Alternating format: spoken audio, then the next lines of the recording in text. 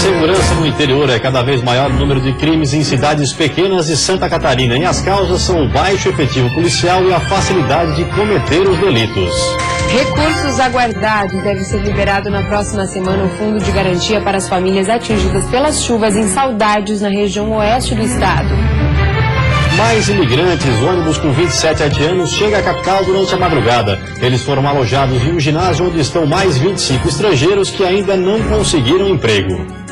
Federação das Indústrias de Santa Catarina lança novo manifesto em favor do crescimento do país. A meta é unir forças para superar a instabilidade econômica e cobrar medidas políticas. Rodada do Vira-Vira, lances da Série A do Campeonato Brasileiro. Todos os catarinenses abriram o placar nos jogos do fim de semana, mas apenas a Chapecoense conseguiu vencer.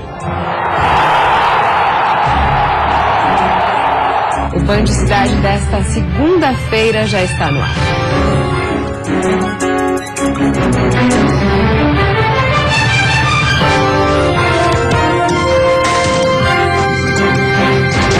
A partir do dia 24 deste mês, o Fundo de Garantia para as famílias atingidas pelas chuvas em Saudades, na região oeste. Os outros municípios ainda não entregaram a documentação para a Caixa Econômica Federal. No município de Saudades, a estimativa é que os recursos beneficiem aproximadamente 300 famílias e 800 pessoas. Cada morador poderá sacar no máximo R$ 6.220 por conta. Nós vamos fazer o encaminhamento do Fundo de Garantia lá no município mesmo, em frente à Praça Central. Nós, para melhor atender a população, nós vamos fazer um escalonamento por letras, né, então de segunda a quinta-feira, e na sexta-feira para quem não conseguiu ir nos dias anteriores. O pagamento, né, ele vai ser feito até 5 dias após o encaminhamento. Ele pode ser ou na agência da Caixa em Pinhalzinho ou na Casa Lotérica ali mesmo em Saudades, crédito em conta, o cartão do cidadão. Já foi publicado no Diário Oficial da União que Coronel Freitas deverá receber R$ 136 mil para a reconstrução. O município tem até 1 ano para iniciar as obras. Segundo um levantamento da Prefeitura, em Coronel Freitas, 60% da cidade foram atingidos pela chuva. 30 casas ficaram destruídas, 270 inundadas e mais de 2.000 alagadas. No total, 1.000 pessoas ficaram desalojadas. No estado, 63 municípios tiveram prejuízos causados pelas chuvas e 32 cidades decretaram situação de emergência. Mas para receber o Fundo de Garantia por tempo de serviço, é necessário que as pessoas residam nos municípios que tiveram o decreto de calamidade pública reconhecido pelo Ministério da Integração Nacional. E se no comprovante de endereço apresentado, conta de água ou luz, né, ou a declaração da Prefeitura Municipal, fechar com o endereço que nós temos nos nossos arquivos, ele é liberado. Se não fechar, não há liberação. A semana começa com poucas mudanças em relação aos últimos dias. Amanhã o sol permanece pela manhã, mas o aumento de nuvens carregadas pode provocar chuva durante a tarde em algumas regiões. As temperaturas continuam elevadas para essa época do ano, com destaque para a região sul, que chega a registrar 30 graus nesta terça-feira. No oeste, mínima de 14 e máxima de 20. No Vale do Itajaí e região norte, a máxima chega aos 25. Aos 24 na Grande Florianópolis e aos 22 no Planalto Norte. Na Serra Catarinense, mínima de 11 e máxima de 18 graus. Um ônibus com 27 haitianos chegou à capital durante essa madrugada. Os migrantes estão sendo alojados em um ginásio onde já está 25 estrangeiros que ainda não conseguiram emprego. 7 haitianos, os que chegaram neste último ônibus, já foram para outras cidades. O restante, 20 deles, participa de um cadastro da prefeitura para conseguir um emprego. Encaminhar eles que não tem onde ir por vaga de emprego, para encaixar eles no lugar adequado. A Secretaria Municipal de Assistência Social faz o acolhimento dos estrangeiros, auxilia com informações úteis e disponibiliza alimentação 4 vezes ao dia, além de oferecer roupas e produtos de higiene pessoal. Florianópolis recebeu de maio até agora 488 imigrantes, entre haitianos e senegaleses. Deste total, 25 permanecem alojados em um ginásio da capital com o auxílio da prefeitura.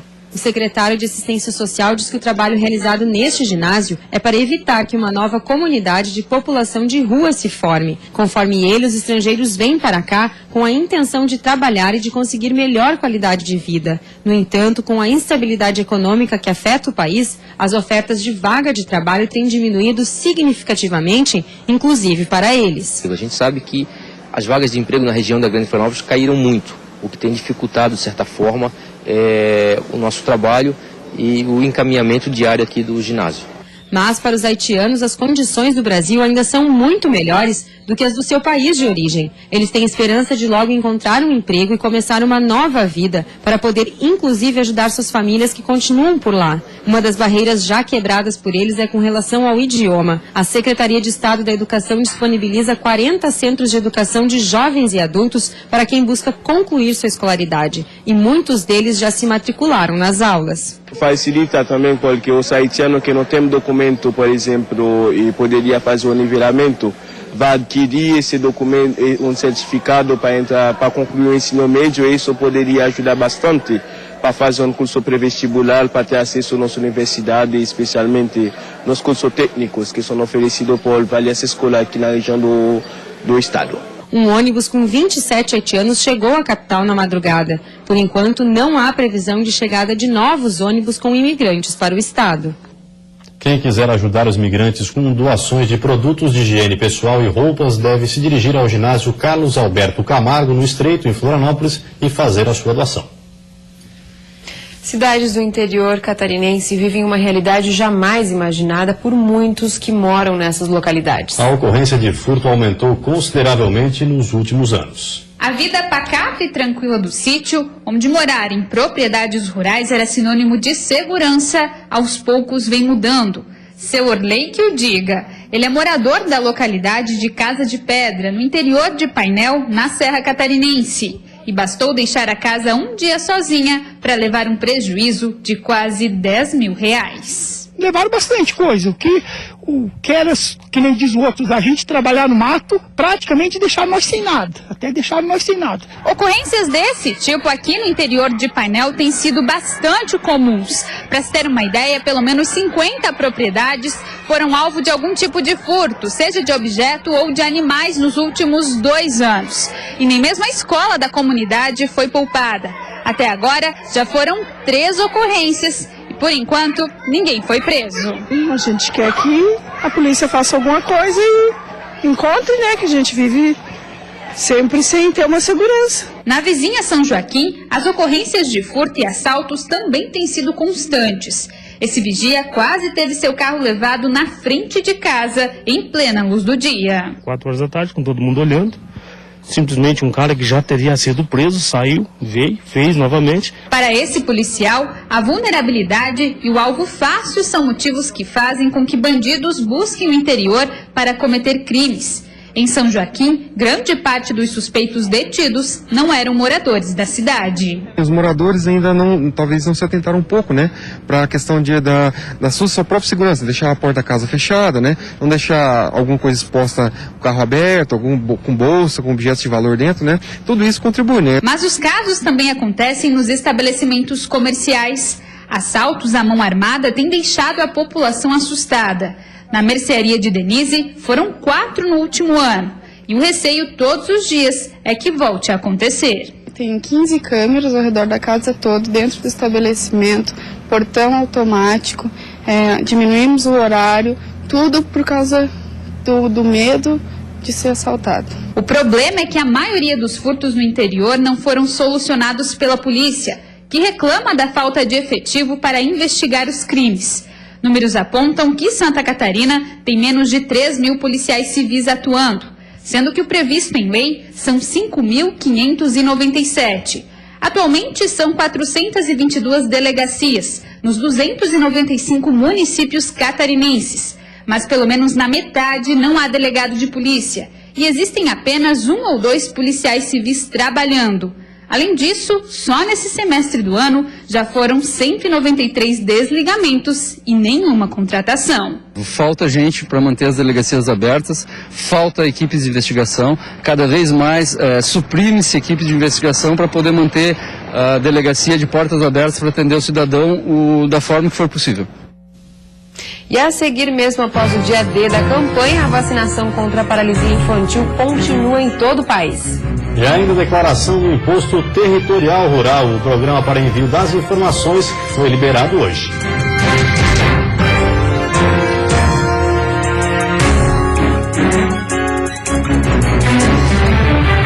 Oferecimento Queris. Pensou móveis, pensou Queris, a número 1.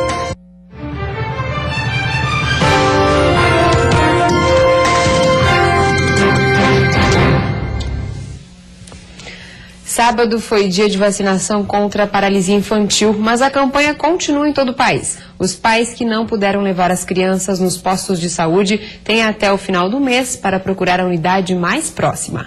As gotinhas ainda estarão sendo disponibilizadas nos postos de saúde até o dia 31 de agosto. Quem não conseguiu levar os filhos para tomar a dose no último sábado, pode aproveitar os próximos dias para fazer a vacinação. Procuro trazer ele sempre no dia, mas como não deu no sábado, vim hoje. Agora ele está protegido. Está protegido. A meta é vacinar 95% das 379 mil crianças entre 6 meses e 5 anos incompletos no estado. A paralisia infantil, há 26 anos, não é registrada no país. Mas, para que essa doença continue erradicada, é preciso que os pais ou responsáveis levem as crianças para tomar a vacina. Poliomielite é uma doença que é um polivírus, que é adquirido, que pode estar causando a paralisia, dos membros inferiores, superiores e inferiores da criança. Se vacinando, isso tem chance, quase 100% de chance de não ocorrer? É 95% de chance, de não ocorrer a doença na criança. A cara não é das mais bonitas ao receber a gotinha, mas o alívio vem logo em seguida, ao ver que, na verdade, não doeu nada. Não doeu? Foi bem rápido. Durante a campanha contra a polio, os profissionais também estão aproveitando para atualizar o cartão de vacinação das crianças. Por isso é importante que os pais ou responsáveis tragam a caderneta de vacinação aos postos de saúde. Uma oportunidade, existe mais de 11 vacinas que fazem parte do calendário básico da criança e este é o momento dos pais, responsáveis, estarem colocando em dia a carteirinha de vacinação do seu filho. E foi liberado hoje na página da Receita Federal o programa para o envio da declaração do Imposto Territorial Rural. O prazo vai até o dia 30 de setembro e são obrigadas a declarar pessoas físicas e jurídicas que possuam terrenos na área rural. As declarações deverão ser transmitidas através do programa exclusivamente pela internet. Essas pessoas jurídicas deverão ter em mãos a forma de exploração da propriedade, ou seja, o que elas estão utilizando. Porque, dependendo do grau de utilização da propriedade, vai ser maior ou menor a alíquota do ITR. Então, é importante que a pessoa, quando for fazer a declaração, tenha um bom conhecimento da forma de exploração. O contribuinte deve respeitar o prazo e não deixar para a última hora, evitando transtornos e imprevistos. No ato do envio é gerada a alíquota com o valor a ser pago pelo contribuinte. Há duas formas de pagar o Imposto Territorial Rural. A primeira é em cota única, com vencimento até o dia 30 de setembro. Ou então em 4 cotas mensais com valor mínimo de R$50 cada. Mas é preciso ficar atento. No caso de pagar parcelado ou em atraso, a incidência de juros com base na taxa Selic. O produtor rural que não fizer a entrega terá uma multa mínima de R$50. Ou um percentual sobre o valor do imposto devido. Mas, se ele é obrigado a apresentar a declaração do ITR, ele pode não conseguir a sua certidão negativa. E aí, quando ele for vender o imóvel, ou mesmo se ele for fazer um financiamento, os bancos exigem que ele esteja em dia com os fiscos, e isso poderá trazer atrasos, porque às vezes até ele fazer o preenchimento da declaração, pagar a multa, demora para ele conseguir um financiamento ou algo assim, porque não tinha a certidão disponível. E depois do intervalo tem os gols da rodada. Os times catarinenses começaram marcando no Campeonato Brasileiro, mas só a Chapecoense conseguiu vencer. E na Série B, a primeira derrota do Criciúma sob o comando de Petkovic.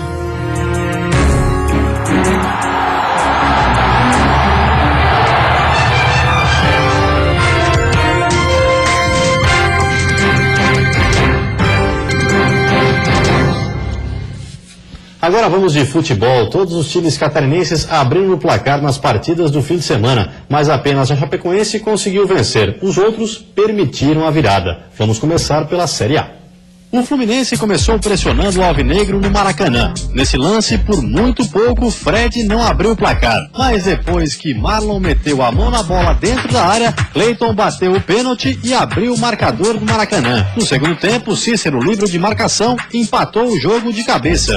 Mas Fred, como um legítimo centroavante, marcou o segundo do Fluminense e decretou mais uma derrota do Figueirense fora de casa. O Alvinegro, com 20 pontos, está na 15ª colocação. Na ressacada, Nino Paraíba cruzou e André Lima de cabeça abriu o placar para o Avaí aos 10 minutos do primeiro tempo. Nessa jogada, Jesse afastou mal e Luciano, ex-Avaí, dominou e botou lá dentro, 1-1. Aí veio o lance polêmico da partida. E adivinha com quem? Jesse, o capitão havaiano. Escanteio cobrado, bola desviada para ele e tá lá dentro. Mas a assistente Nadine Bastos assinalou o impedimento duvidoso e anulou o gol. Desespero de um lado, tranquilidade extrema do outro. Luciano recebeu de Jadson, ajeitou e botou na gaveta. 2-1 para o Corinthians de virada. O Leão é o 16º também com 20 pontos. Eu achei que a postura do Avaí, sinceramente, não era nem para empatar. Nós tínhamos a condição de sair vitorioso em cima do líder.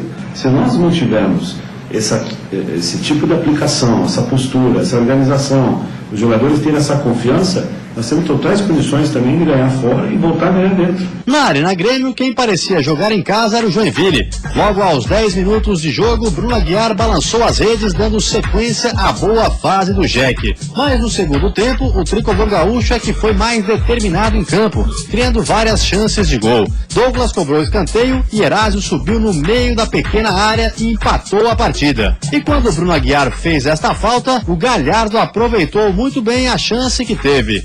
Bola na gaveta, sem chances para Genor e virada dos donos da casa. Com 16 pontos, o Jack caiu para a penúltima colocação. Na Arena Condá, a única vitória catarinense na rodada. Tentando se aproximar do líder Corinthians, o Atlético Mineiro partiu para cima da Chapecoense e teve 2 chances desperdiçadas. Mas foi Kleber Santana, cobrando falta, que abriu o placar. 1-0 Chape. Mesmo com um jogador a menos, o Atlético chegou ao gol de empate nesta cobrança de escanteio. Danilo espalmou, mas a bola bateu em Neto e acabou entrando. Gol contra. Apodi, numa bela jogada, se livrou do marcador e chutou o rasteiro. 2-1 para a Chapecoense, que continua na 9ª posição, mas agora com 28 pontos. Tivemos ainda a chance de ampliar, mas não conseguimos. Eu acho que vale muito realmente o que esses jogadores fizeram hoje, vale muito ter enfrentado uma equipe de excelente padrão, né? Talvez a melhor que a gente tenha enfrentado até o momento do campeonato e que é postulante declarada ao título. E a diretoria do Figueirense anunciou agora há pouco o novo técnico da equipe. É René Simões, de 62 anos. O novo comandante alvinegro era treinador do Botafogo e havia sido demitido justamente quando o time carioca foi eliminado pelo Figueirense na Copa do Brasil. E pela Série B, a primeira derrota do Criciúma sob o comando do técnico Petkovic foi contra o CRB fora de casa. O Criciúma começou melhor o jogo e saiu na frente. Luca fez boa jogada pela esquerda e cruzou. A defesa do CRB se atrapalhou e marcou contra.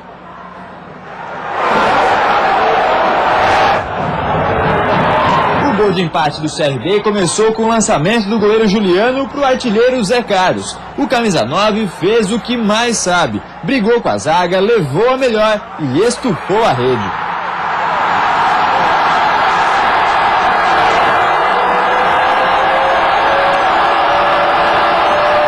A virada dos donos da casa veio no segundo tempo. A zaga do Tigre vacilou e perdeu a bola dentro da área. Aí o Ricardinho encontrou o Clebinho, que não perdoou. O terceiro do CRB saiu numa desatenção da zaga do Tigre.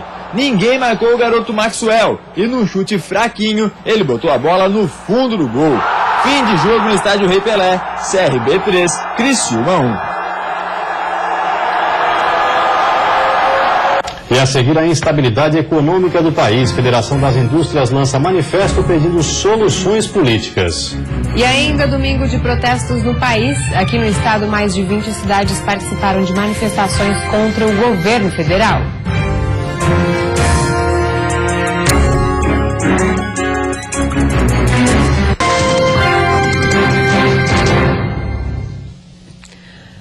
Protestos no país. O domingo foi marcado novamente por manifestações contra a corrupção e pelo impeachment da presidente Dilma Rousseff. Em Santa Catarina, mais de 20 cidades realizaram manifestações.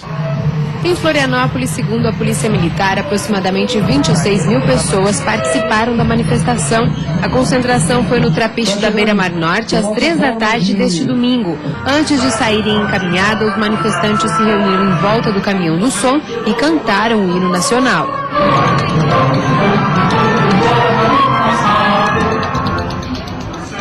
Com apitos, cartazes e bandeiras do Brasil, todos gritavam palavras de ordem contra a corrupção e pediam a saída da presidente do comando do país. Eu estou aqui em homenagem à minha filha, que é pequena, para que ela possa ter um Brasil melhor. A manifestação reuniu crianças, idosos e diversas pessoas que usaram sua criatividade para expressar as críticas ao governo federal. Tem que mudar isso e tem que ser em cima da legislação. E os políticos, eles não vão legislar contra eles mesmos. Entende? Tem que partir do povo, a pressão do povo. O Movimento Brasil Livre foi o responsável pela organização do protesto. Nosso movimento protocolou no dia 27 de maio, em Brasília, o pedido de impeachment, fundamentado na Lei 1050 de abril de 1079, de abril de 1950, que trata dos crimes de responsabilidade. Nós queremos que esse pedido seja colocado em votação para que seja, então, procedido o impeachment da presidente. Os manifestantes caminharam cerca de 2 quilômetros pela avenida. Motociclistas e trios elétricos guiaram os participantes ao longo de todo o trajeto. O Brasil tem que acabar de vez com corrupção, senão nós nunca vamos evoluir para um patamar melhor de qualidade de povo. O protesto foi pacífico e acompanhado de perto por mais de 100 policiais militares.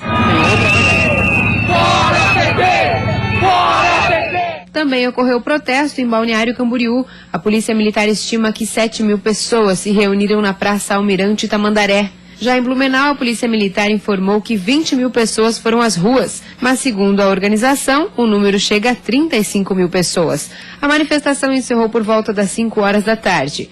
Em Brusque, também no Vale, a PM calculou que 1.000 pessoas participaram do protesto. No sul do estado, em Tubarão, tanto a PM quanto a organização afirmaram que cerca de 300 pessoas participaram da manifestação. Em Criciúma, 2.000 pessoas se concentraram no Parque das Nações, de acordo com a organização.